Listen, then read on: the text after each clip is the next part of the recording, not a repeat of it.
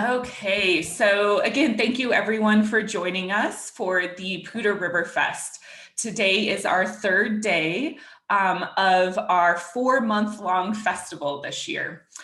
So this year we went to a hybrid version. So we have content that is virtual and then we have some that is in person. Today our focus is on everyday water. So what that means is how water is part of our everyday life. And our first presentation for the day is Conserving Water in the Garden with Rain Barrels, presented by Jessica with Colorado Stormwater Center. Just a quick reminder, the Pewter River Fest is organized by 6 organizations in the Fort Collins community.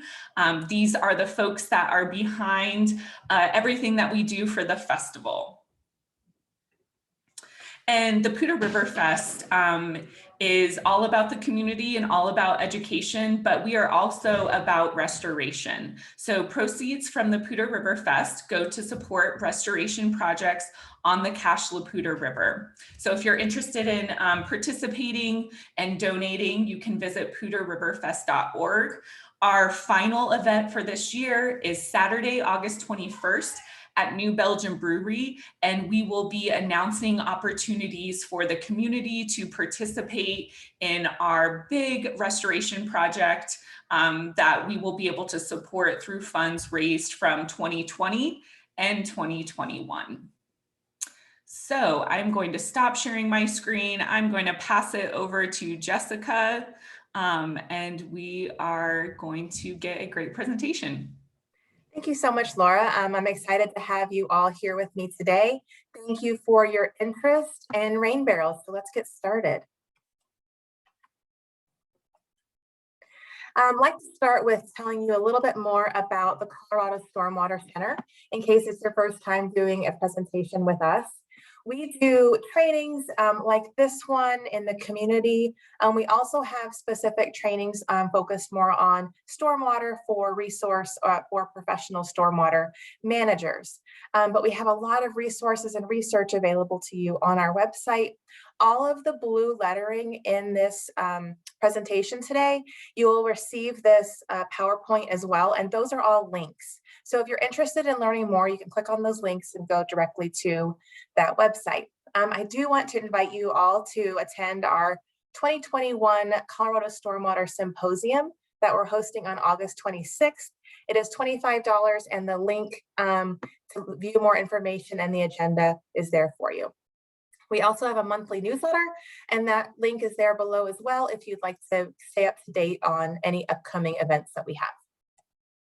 I'd like to thank the Colorado Department of Public Health and the Environment for their support, enabling us to do trainings like this one. Okay, let's jump into Colorado rain barrel regulations. In 2016, rainwater harvesting was legalized for the very first time in Colorado. We were one of only a couple of states that had any restrictions on rainwater capture. And so in 2016, we were finally able to then capture that rainwater. But there are some restrictions. You can have a maximum of 2 barrels that can store up to 110 gallons or less. So unfortunately, this doesn't mean that you could have several 40-gallon rain barrels.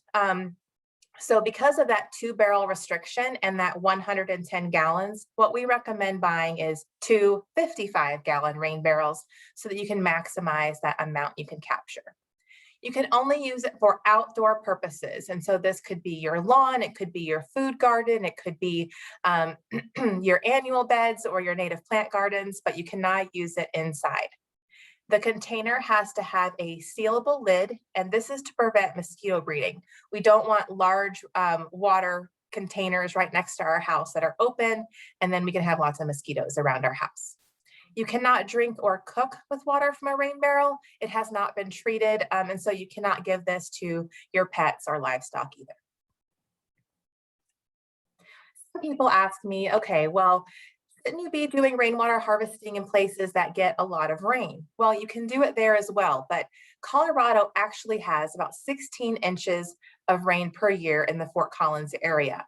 That doesn't sound like a lot of rain, but 1 inch of rain on a 1,000 square foot roof will yield over 600 gallons of water, which is more than enough rain to fill up your two 55-gallon rain barrels. And so we're looking at over 9,600 gallons per year. So as you can see, we have plenty of water to capture. And really, a 1,000 square roof is usually just a section of roof. And so you have multiple opportunities to harvest that rain. Some considerations for you as you're getting started with your planning.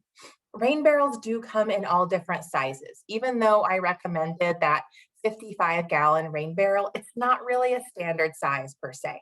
You can get that 40-gallon rain barrel all the way up to over 100-gallon rain barrels. And so as you're going through your planning, just note that there are different sizes available. If you have an HOA, I'd like to start with saying they cannot prevent you from installing a rain barrel. That was specifically written into the law.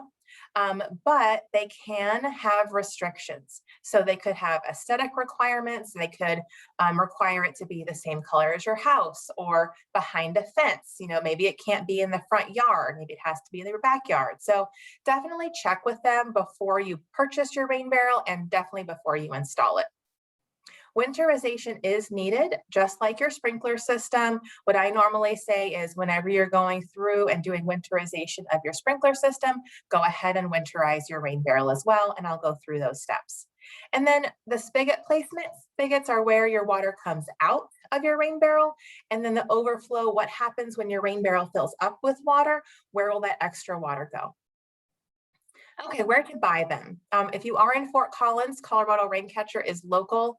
You could get a $5 off of their bundle right now. It's a do-it-yourself barrel, which means you have to drill the intake hole and the spigot hole and also connect it to your downspout. There are the prices there. Blue Barrel also is a nationwide company that I really like, and they do work with local partners. Container Reclaimer in Longmont is also a great place to go. You can also go to your big box stores. And I just want to quickly mention a caveat about upcycling with Craigslist or Facebook Marketplace. These barrels, make sure that they're food grade and that they have not had chemicals in them. So if you make sure you know what was in them before you purchase them, because if they had chemicals in them, then the best practice for chemical management is to rinse it 3 times. But once you have a rainwater sitting in that barrel, those chemicals could leach back into your rainwater, and then you're potentially putting them on your food garden. So I do not recommend that. So please be sure they're food grade and they don't have any chemicals in them if you buy them, if you're upcycling them. Here's a couple of different types of barrels that I wanted to quickly go over with you to watch out for as you are doing your purchasing. The one on the far left is the terracotta looking one. There's 2 considerations to think about this one. I've seen these a lot, and they have this option to have a planter on the very top. And if you don't have a planter in there, this little depression will fill with water, and then that will be a perfect spot for mosquito breeding. So please be aware of that. And it'll definitely need to have a plant in there if that is something you're looking to install. Secondarily, the spigot on this. As you can see from the second arrow, the spigot height is high, which means that any water below your spigot, you will not be able to access because it won't be able to come out. So I recommend having your spigot placed as low as possible. The next one has a screen on top. And there's 2 things to think about with this type of barrel. One is that the screen on top will let in sunlight, which will have more ability for algae to grow. Algae grows when there are nutrients in the water and when there's sunlight. So you could have potential algae issues. Secondarily, it is very unlikely that the holes in this screen are small enough to prevent mosquitoes from getting inside. So now you have an issue with mosquitoes as well. Moving on to the third one, as you can see, it's a different type of top, but it still has that screen, and I can see the holes from here. And so mosquitoes can definitely get into that one. The fourth one is illegal. So we have to have that that sealable lid. And so you might be looking at that and thinking, well, Jessica, you can close the lid. Well, that is true. But in order for water to get into your barrel, you have to run outside and remove the lid. And then as soon as it stops raining, run back outside and close the lid. And that's just not practical. So I have better suggestions for you than that particular model. The next one that's orange, this type has a downspout going directly into the barrel. So this means that I don't see any sort of filter on the top of this, meaning that everything that's on your roof will go into your barrel. That's leaves, that's pollen, that's pine needles. And so all of that will settle at the bottom of your barrel. And so you'll start being able to have less storage available in your rain barrel because all of that will kind of build up on the bottom. And you potentially have to clean it more often as well. Additionally, when it's winter time, when it's time for you to winterize that, you've now cut your downspout. And so you will have to remove your rain barrel. And then you have a downspout that is just pointing all of the water directly onto your foundation. So you will need to purchase an additional downspout extender to have this type of rain barrel. Lastly, this type of box looking rain barrel, I just saw this one and it looks neat. I mean, you can make this into different configurations, but where the water is stored is actually just in a large bag, which will be very difficult to clean. So I don't recommend this type. The type that I recommend is a system with a diverter. And that is because it is the easiest to clean out. You don't have to cut your downspout. It's a very simple install. For our climate, it's easy to winterize. I'll go through that. You don't have to have any additional overflow planning because once that barrel gets filled up, the extra water will go down the downspout like normal because no more water will be able to enter into that tubing in between your barrel and the diverter. And it's also easy to clean out. Here are just some price lists for you in case you're wondering how much it costs to install this type of system. Here are two options for where to purchase the actual barrel. It can either be $40 with Colorado Raincatcher or $20 with Container Reclaimer in Longmont. With Container Reclaimer, you will need to rinse out your barrel, which is not a big deal. The kit, my favorite one is Colorado Raincatcher, the type of kit you can purchase. You might be able to find kits that are cheaper, but they might not have all of the components that you need to install them. And the whole bits especially, so I kind of noted this on the materials list. Some of the other kits will not have a spigot, which is where the water comes out, or the whole bits that you need to install the spigot, the intake hole, or the diverter itself. There are multiple types of materials that you can use for rain barrels, as we saw kind of the terracotta type, but there's two really main. I recommend plastic. Terracotta also works well, but in these DIY type barrels, plastic is the most common that you will find. I get asked sometimes if you can use metal, and you can. You just have to paint the entire metal barrel with a plastic type paint, and it's expensive to ensure that it doesn't rust. And so, by the time you're done with all of that, I recommend that you just should have started with the plastic barrel. So it's possible, but it takes more time and it's expensive. You'll probably see the two other main types where you have kind of those screw caps on the left or a top that fully opens. They both work great. The fully opening tops are easier to clean, but they are also more expensive.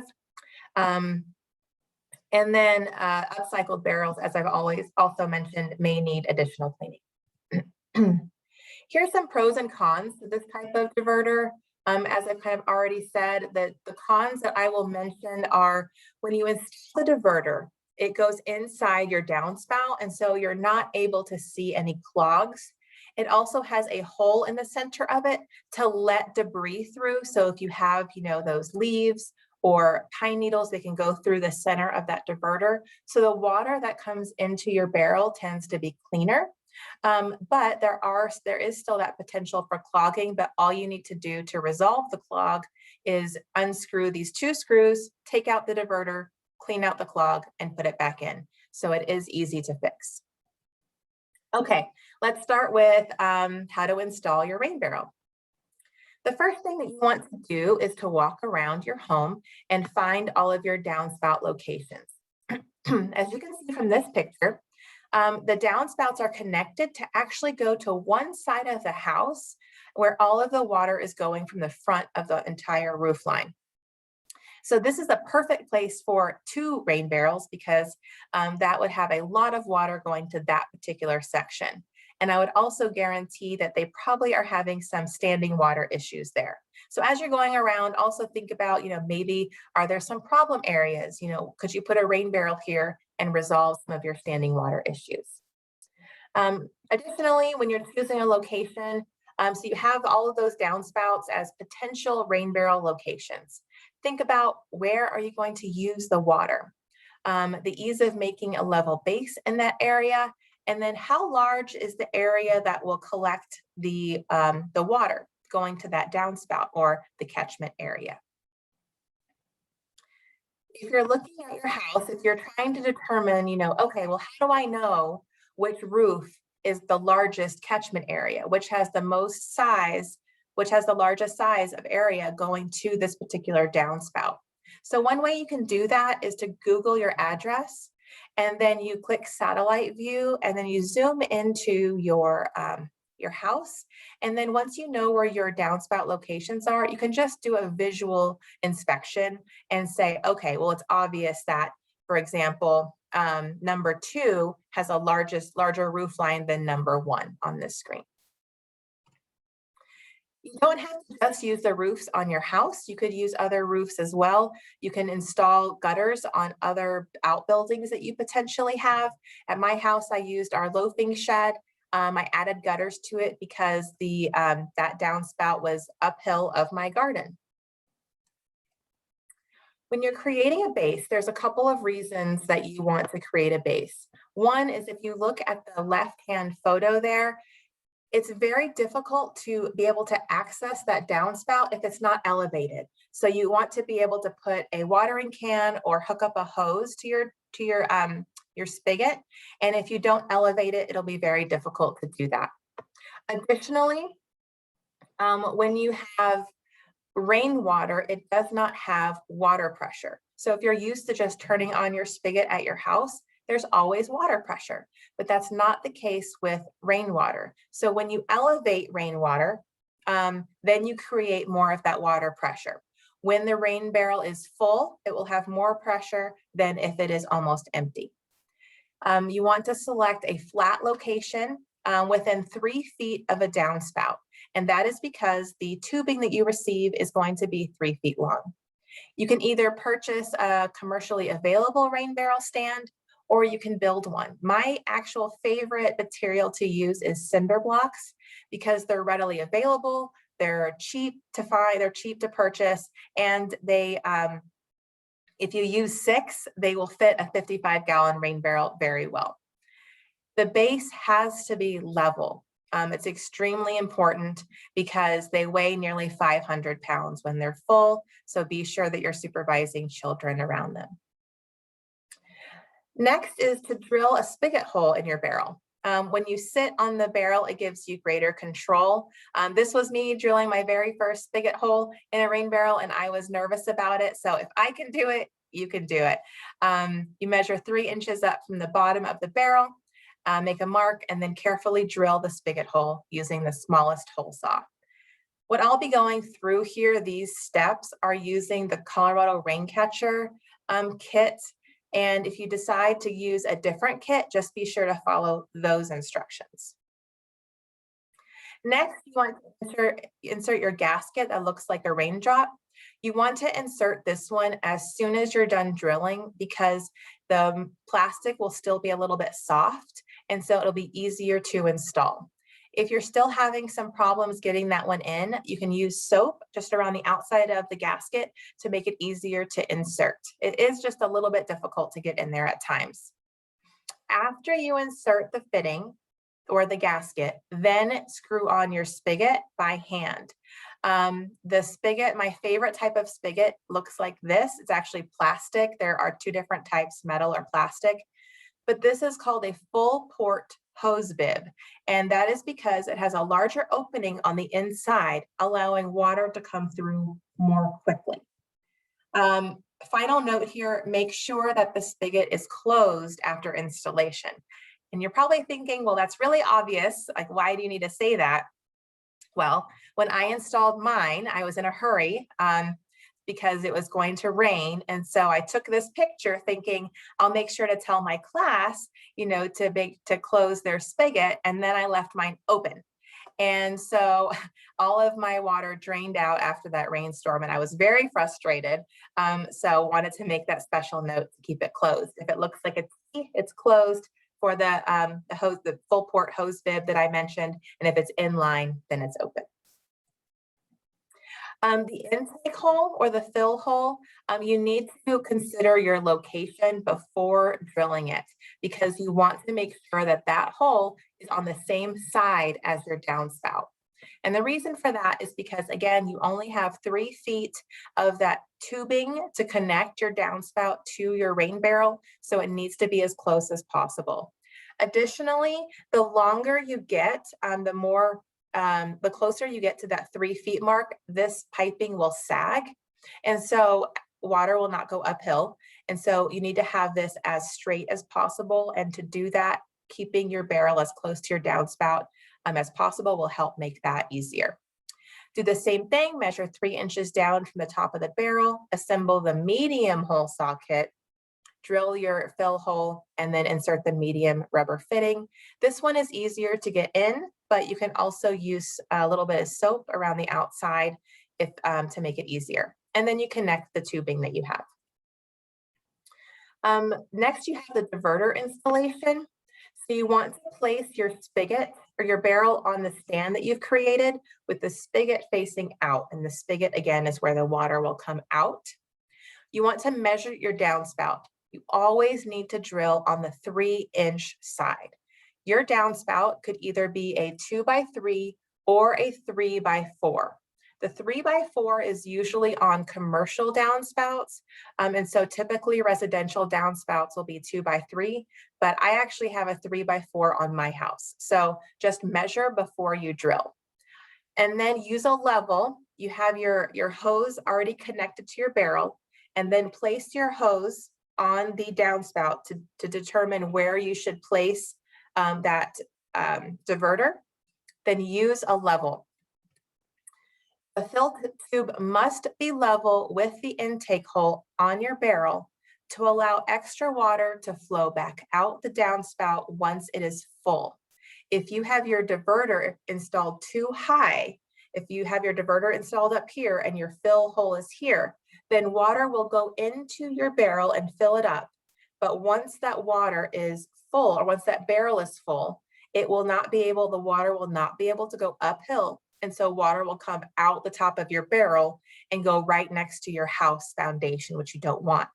If you install your diverter too low, again, water can't go uphill, so your barrel will never fill. That's why it's extremely important to make sure that it's level, that the fill hose is level to enable your barrel to fill correctly and overflow correctly. Use your largest hole saw to drill into the 3-inch side of the downspout. There is pressure needed. Be sure to wear eye protection and gloves when drilling into the metal, and then make sure that you have your hole saw straight. Because if you end up kind of turning it, then it'll be a little bit more difficult to get it all the way around. Just try to hold it as straight as possible. In the final picture on the bottom, you see that there's a little disc that comes out once you finish that sawing or the drilling of that hole. So I have seen some downspouts at some properties where their downspout goes into the ground. And so you can't see where water exits the downspout. If this is the case for your house, you need to be sure to not have that little disc go into the ground, because it will definitely clog up your downspout that's in the ground.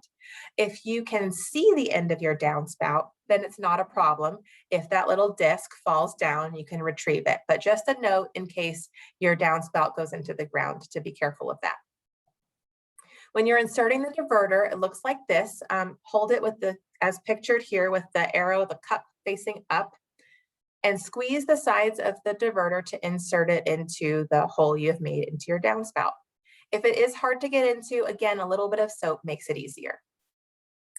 And then it comes with 2 small screws. These are self-tapping screws, meaning that you don't need to wait until like the resistance stops.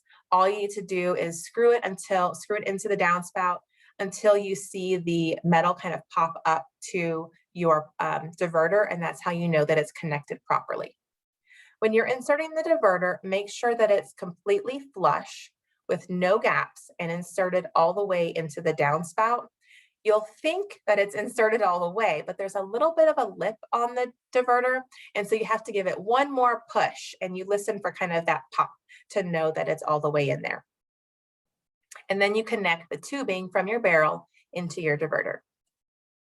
If you would like to have 2 barrels, you can either install them in different locations if you have multiple places that you would like to have a rain barrel, or you could connect them together.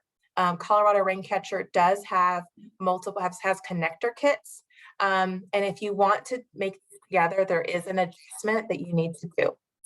So you would do the installation of barrel 1 the exact same way as I've already described.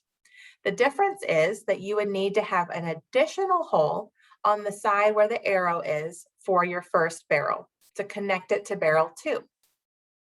And then you need to also have a spigot and an intake hole on barrel 2 as well. The big thing to remember about connecting the 2 barrels is that your connector tube in between the 2 needs to be level, but that connector tube also needs to be below the intake hole or the intake valve for barrel number 1, so that once your number 1 fills up barrel, then it'll go into number 2. And then once number 2 is filled up, the final few inches will be filled up from number 1, and then it'll overflow properly. If you have your connector tube too high, then your second barrel will never fill. Then you can test your system. What I do to do this is just to take my hose and spray on the roof line right above that downspout to see if my barrel is working properly. Here's how you do your winterizing. We have just a little bit of time left, but here are the steps that you need to go through them. In your packet that you will receive for your connection kit, there will be a winterization cap in there, and that's a flat cap. Be sure to keep that, and you use the same screws from your diverter to connect the winterization cap back on. Some instructions will say that you can just leave your diverter inside your downspout and turn it over, but I don't recommend that because then there is a little hole in there, and I think it'll collect ice and cause problems for you with that blocking up your downspout. So remove the diverter and then put on that winterization cap. Be sure to rinse out your barrel. One way to keep your barrel clean is to wait until after the first rain of spring to install your barrel or to connect it to your house, because that way that first rain will wash off all of the pollen and bird droppings and potentially leaves off of your roof. And so that when you connect your barrel after that first rain, it'll be cleaner water. Also be sure to clean out your gutters before connecting your barrel, kind of the same reason. Rinse out your barrel before you install it to help prevent algae blooms, because the more nutrients that are in there, the more likely you are to get those algae blooms. And then finally, use the water in your barrel. That seems really obvious, but you're collecting it to use it on your landscape, and the longer it sits there, the more potential you have for getting algae or having it have a smell. I won't go through this, but here is the ways that you can clean out your barrel, just a little recipe for you. If you buy a barrel that is white, you will have to paint it, because again, we're preventing that sunlight from getting in there and creating that algae. And here are the directions to paint it. If you have your own design, you can use stencils, and then be sure, if you do an artistic barrel, to spray it with acrylic afterwards. As you can see on this beautifully painted barrel, this one was white to begin with. And if you have that white barrel, you can put a piece of tape on the and then paint it so that when you remove the tape, you can actually see the water level in your barrel easier. And you might be wondering how many times you can fill a rain barrel. And I, in fact, filled mine 11 times in 2020. So you can get a lot of use out of your rain barrel in one season. Here are some examples for you to inspire you in ways that you can paint your rain barrel. You don't have to paint them. If they are the blue ones, you don't have to paint them, or the terracotta ones, for example, but you can. And these are just some examples for you if you're artistic and need some inspiration. Thank you so much for wanting to be a part and learning more about rain barrels. Together, we can save thousands of gallons of water, help build sustainable communities, and ensure that we have water for future generations. If you have any questions, we're going to take questions now, but after this presentation, if you still have questions, this is where you can contact me, and I'm always happy to talk about rain barrels. Then I also have several different resources here for you. If you need a gutter recommendation, someone to install these gutters, these people are fantastic. And then if you need a refresher on how to install the rain barrel, this barrel video is actually 45 seconds. So it takes me longer than that to install a rain barrel, but it's just a nice visual if you need that. And now I'll open it up for questions. Awesome, Jessica, that was a great presentation. Thank you very much. We have a couple of questions in the chat, so I'm happy to read them off for you. Heidi asked, is the 110 gallon limit per roof or per property? So if, if she had a garage or some other structure on property, what is the law or restriction allow? So it's 110 gallons per property, unless you have a well. If you have a well, then it's different. So if you have a well and you're curious about that, let me know. But there are the restrictions are not the same, and you can collect a lot more rainwater if you have a well permit on your property. I have a well. Then you can probably collect a lot more. Yeah, that's awesome. Okay, and then we had another question. I think it might have been answered in the last portion, but Laura asked, how long would it take to empty a 55-gallon rain barrel if a standard hose is attached? So Laura, you're talking about you're just watering with that hose, like how long, if you just have it open, would it take to? Yes, that's what she's saying. And I just allowed, I just turned off the setting where now participants, you can unmute yourself if you would like to ask a question or interact with follow-ups with Jessica. So Laura, for this one, if you have, it really depends on the type of spigot that you have and how elevated the rain barrel is, because if it's elevated more, then there's going to be that additional water pressure. And so it'll drain more quickly. But, it doesn't take all that long to drain a 55-gallon rain barrel if you have it properly elevated.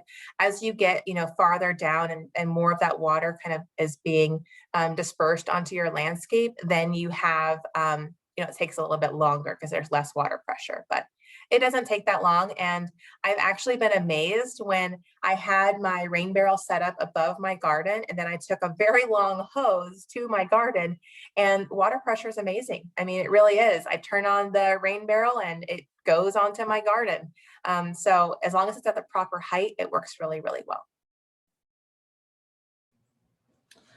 And then just a reminder, we are recording the presentation, so it will go up on pewterriverfest.org underneath our river resource section. I think what I'll be doing is going back and watching it, purchasing all of my materials, and then pressing pause a lot so I can go through the steps with Jessica while I install mine. But I really loved I never thought of painting the rain barrels, so I think that is a lovely addition. So I might have to hire a real artist, not myself, to do that. Also, if I have a few more kind of notes that one of the frequently asked questions that I get is if it's okay or safe to use the rain barrel water and on your garden. And so I linked a study here for you. The short version is it's safe, and that the pollutants, there are pollutants that come off of your roof, especially if it's an asphalt shingle. But when you put it into your garden, it is absorbed into the soil, and the soil cleans those contaminants out. And so all of your veggies, it will not go into your veggies. Your veggies are perfectly safe to eat. And it's actually, rainwater is extremely good for gardens. My only caveat to this is if you have leafy greens, I would use your house water or tap water on those, just because you eat those directly and they would take quite a bit of washing. So use your tap water on your leafy greens, but for everything else, you can use rainwater. That's a great tip. Any last questions or anything last minute you'd like to share with us, Jessica?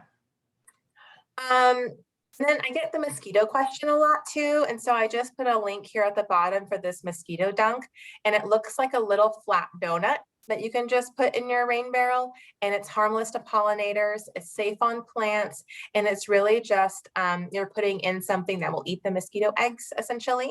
And so that is a great way. If you have issues with mosquitoes, having the diverter system makes it much less likely, but just in case you have that issue, you have a tool at your in your belt that you can use to prevent that. But thank you all so much. Again, you can have my email if you have any additional questions kind of as you're going through and installing. And then you will receive access to these presentation slides as well. Is that correct, Laura? Yes, yes, we can share all of that. Great. Awesome. Thank you so much, Jessica. I appreciate your time today. For those that are still with us and those that are watching on Facebook, we have lots of presentations happening today, both live and pre-recorded. You can find everything at pewterriverfest.org, or if you follow us on Facebook, all of those presentations will live on our Facebook page for today and beyond. So thank you again, Jessica. You're welcome. Thank you for inviting me. Mm-hmm.